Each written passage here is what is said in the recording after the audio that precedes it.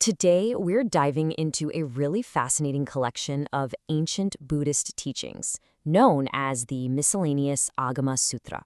Now, I know the name sounds super old school, but trust me, this text is packed with wisdom that is shockingly relevant to our lives right now. First thing to know is that this isn't one giant single book. It's more like an anthology, a collection of short, punchy dialogues and parables. You can think of each one as a little gem of insight into the human condition and, how to navigate it with a bit more grace. So here's our roadmap for this explainer. We're going to start with what these stories are all about. Then we'll get into the nitty-gritty of its lessons on our own flaws. After that, we'll see how it teaches us to face our inner demons, learn about true leadership from a celestial king, and finally, we'll pull it all together to talk about the path to inner peace. So what is it that makes this text so special?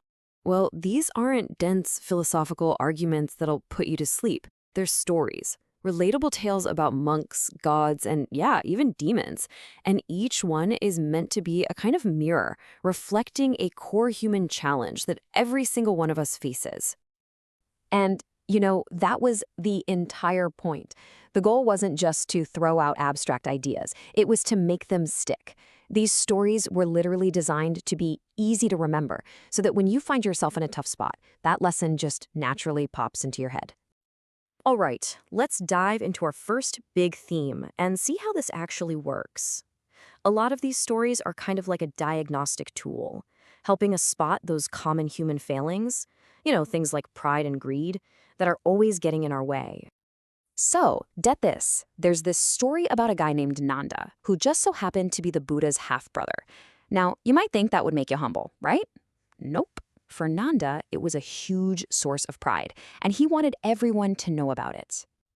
This was basically his catchphrase. He was constantly defining himself by his famous relative, using that status to feel a little bit better than all the other monks. It was his whole brand, and it was seriously stunting his own growth. Well, the Buddha's response was pretty direct. He basically told Nanda, look, who you are related to means absolutely nothing when it comes to real spiritual progress. It's all about what you do. It's earned through your own humility, your own discipline, your own hard work. You can't just coast on someone else's name. And it's not just pride they tackle. The text goes right after greed, too. In another story, there's a monk named Devadatta who gets completely obsessed with getting offerings and fame. The sutra uses this brilliant metaphor from nature to show just how self-destructive that kind of hunger can be. The imagery here is so powerful. A banana tree pours every last bit of its life force into making one bunch of fruit, and then it dies. The warning is crystal clear. A life that's just consumed by the greedy chase for praise or money ends the same way. The very thing you're chasing becomes the thing that takes you down. Okay, now for something really interesting. Let's look at how the text talks about our internal struggles. It does this by personifying all of our negative thoughts, our temptations, our anxieties, into this one character, Mara, the demon tempter. Now, what's so cool about Mara is that he's not some cartoon devil with a pitchfork. He is the voice in your head, the one that whispers doubt, that stirs up anxiety, that tries to distract you. He's basically the personification of all the psychological junk we have to climb over to find any peace. In this little exchange, Mara tries to poke at that feeling of lack, of anxiety. He's basically saying, how can you possibly be resting? You have nothing. But watch this. The Buddha completely reframes it. He redefines wealth. It's not about stuff. It's about wisdom and peace. He isn't poor. He's free. And that's why he can sleep so well. Here's another classic showdown. Mara boasts that his net of desire is everywhere. It's this inescapable trap. But the Buddha's reply is this powerful declaration of freedom. He's like, yeah, I see the net, but I've already walked right through it. He's not trapped, he's liberated. Mara's tricks only work if you believe you're caught in the first place. So, we've dealt with our inner critic, that negative voice. Now let's flip the script and look at a positive role model. We're going from the tempter Mara to Indra, the king of the gods, who really embodies virtues like patience, respect, and what it means to be a true leader. And what's so fascinating about Indra is that he wasn't born into this job.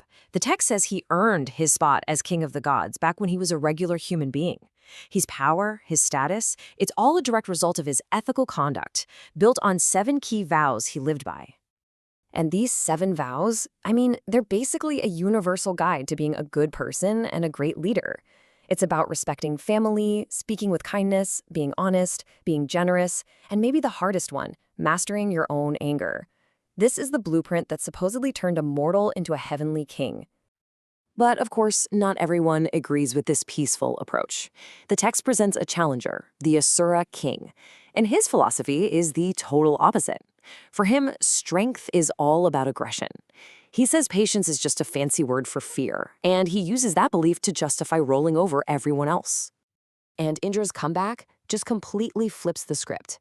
He argues that fighting anger with more anger is like pouring gas on a fire. Real victory, real strength, is about mastering yourself. The person who can stay calm and patient when someone is losing it, that's the person who's actually winning. So who wins this big philosophical debate? Well, the text doesn't leave us hanging. The gods and wise beings who are watching all come down on the side of Indra. They see that a path based on force just leads to more and more conflict, while a path based on self-control actually creates peace. Indra's patient strength is declared the true victor.